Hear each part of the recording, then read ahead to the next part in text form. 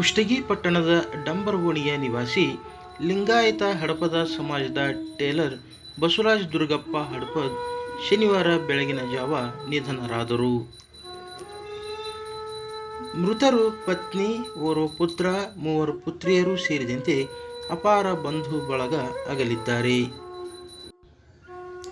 ಇಂದು ಶನಿವಾರ ಮಧ್ಯಾಹ್ನ ವೀರಶೈವ ಲಿಂಗಾಯತ ರುದ್ರಭೂಮಿಯಲ್ಲಿ ಮೃತರ ಅಂತ್ಯಕ್ರಿಯೆ ನೆರವೇರಿಸಲಾಗುತ್ತದೆ ಎಂದು ಕುಟುಂಬದ ಮೂಲಗಳು ತಿಳಿಸಿವೆ.